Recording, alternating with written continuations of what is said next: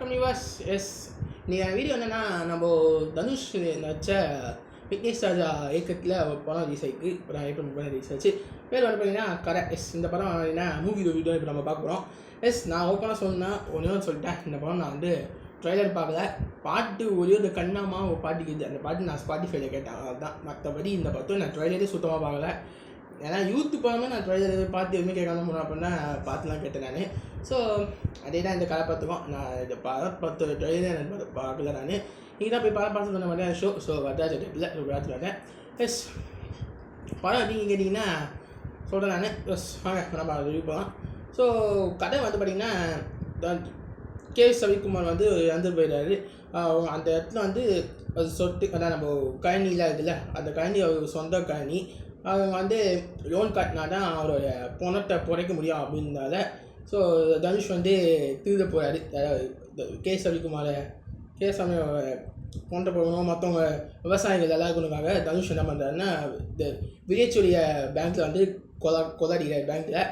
So Dhanush என்ன பண்ணார், எவ்வளோ தப்பிச்சார போலீஸ் கிட்ட தப்பிச்சாரா. அதுக்கப்புறம் தனுஷ்க்கு என்னென்ன ஆச்சு இதான் இந்த பர்த்டே கடையே. இதுக்கப்புறம் இந்த படத்தில் அந்த ஊரில் என்ன நடந்துச்சுன்னா இந்த பர்த்டே கடை. தான் படம் எப்படின்னு கேட்டிங்கன்னா, ஓரளவுக்கு ஆவரேஜான படம் எனக்கு இருந்துச்சு. நான் பொறுத்த வரைக்கும் ஃபஸ்ட் ஹாஃப் நல்லா இருந்துச்சு. டிசியூ ஃபஸ்ட் ஹாஃப் சூப்பராக ஃபஸ்ட் ஹாஃப் கண்டிப்பாக சொன்னோம். ஃபஸ்ட் ஹாஃப் நல்லா இருந்துச்சு. பாசிட்டிவ்னா ஃபஸ்ட் ஹாஃப் எனக்கு ரொம்ப பிடிச்சி, அதான் சொல்லுவேன். ரொம்ப பிடிச்சிருந்தால இது ஒரு நல்ல ஃபஸ்ட் ஹாஃபாக இருந்துச்சு எனக்கு ஃபஸ்ட் ஹாஃப் பொறுத்த வரைக்கும். பட் செகண்ட் ஹாஃப் நிறைய ஸ்க்ரீன் பிளேயில் வீக்காக இருந்துச்சு அப்படிதான் சொன்னோம். சில நேரங்களில் வீக்காகவே இருந்துச்சு. சில நேரம் சீன்ஸாக நான் ப்ரிடிக்டே பண்ணிட்டேன் நான் நடக்க போட்டு ஸ்டோரி அப்படின்னு சொல்லிட்டு. அப்படி தான் படமே இருந்துச்சு. ஸோ செகண்ட் ஹாஃப் அந்த அளவுக்கு இல்லை.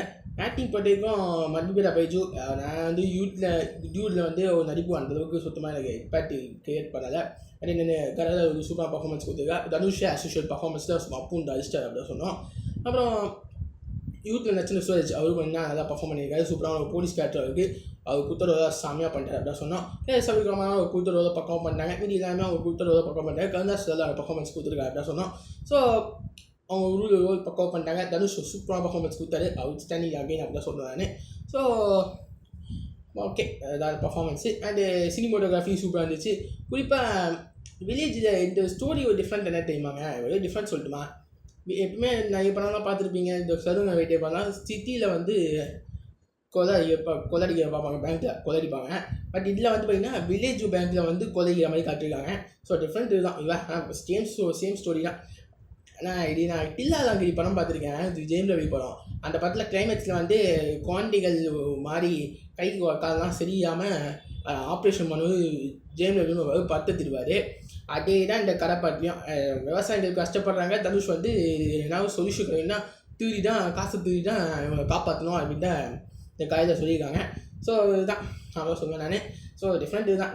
இதில் தான் இங்கே பண்ண மாட்டேன். அந்த சேம் ஸ்டோரி தான் இந்த கதை பாட்டிலையும் இருந்துச்சு அப்படிதான் சொன்னோம். ஸோ ஓவராக எப்படின்னு பார்த்தீங்கன்னா ஒரு ஆவரேஜான பண்ணால் எனக்கு இருந்துச்சு. செகண்ட் ஹாஃப் தான் கொஞ்சம் ரைட்டிங் வீக்காக இருந்துச்சு. செகண்ட் ஹாஃப் மட்டும் இன்னும் ரைட்டிங் ஸ்ட்ராங்காக இருந்துச்சுன்னா படம் சூப்பராகவே வந்திருக்கும். அவுட் ஸ்டாண்டிங்காக போட்டு அதுக்கப்புறம் செகண்ட் ஒரு பெஸ்ட்டு ஃபில்மாக விக்னேஷ் ராஜாவுக்கு அமைஞ்சிருக்கும். நான் போட்டு பார்க்க கொஞ்சம் சீன் பார்த்துட்டு படம் சூப்பராக இருந்துச்சு. டெஃபினெட்லி அந்த படம் நல்லது. பட் எனக்கு இந்த படம் அந்தளவுக்கு இல்லாமல் தான் சொன்னோம். ஸோ பார்ப்போம் என்ன எனக்கு போனேன். தனுஷ்க்கு இன்னொரு ஏன்னா தனுஷ் பற்றிக்கும் போன இட்லி கதை ரிலீஸ் ஆச்சு. அந்த படம் ரொம்ப பிடிச்சிது. பட் இந்த படம் அந்தளவுக்கு இல்லை அப்படின்னு சொன்னோம். ஸோ யாருன்னா இந்த படம் பார்த்தீங்க, யாரெல்லாம் உங்களுக்கு இந்த படம் ரொம்ப பிடிச்சி கமெண்ட் சொல்லுவேன். மேபி இந்த படம் எலெக்ஷன் ரிசல்ட்டுக்கு அப்புறம் ரிலீஸ் ஆகிட்டால் மேபி எல்லாம் ஓடிடலாம். இப்போ ஓரளவுக்கு ஓகேவா ஓடிட்டு இருக்குது. நெக்ஸ்ட் மந்த் அடுத்த கருப்பு ரிலீஸ் ஆகுது. மேபி 30 வந்து முடிஞ்சிடும் இருந்தாலும். ஸோ என்ன நடக்கும்போது பார்ப்பா. எனக்கு படம் போட்டிருக்கோம் ஆவரேஜான தான் மக்களே. ஓகே, ஸோ இந்த படத்துக்கு நான் எவ்வளோ ரேட்டிங்ஸ் கொடுப்பேன்னா 6.6 out of 10 அப்படின்னா ஒரு மாதிரி 10க்கு நான் 6 கொடுப்பேன் இந்த படத்துக்கு. ஸோ யாரெல்லாம் இந்த படம் கடை பார்த்து பார்த்தீங்க, யாருக்கு உங்களுக்கு இந்த படம் ரொம்ப பிடிச்சிருந்து மறக்காம கமெண்ட்டில் சொல்லுங்கள். அண்டு இந்த கிரிக்கெட் சினிமா அப்டேட்ஸ் இருந்துச்சுங்க நம்ம சேனல் சப்ஸ்கிரைப் பண்ணி வச்சுக்கோங்க. நல்ல டாப்பிக்காக போடுவோம். ஓகே, இதுக்கப்புறம் வீடியோஸ் மக்களே வந்து பாருங்கள். ஓகே, நன்றி.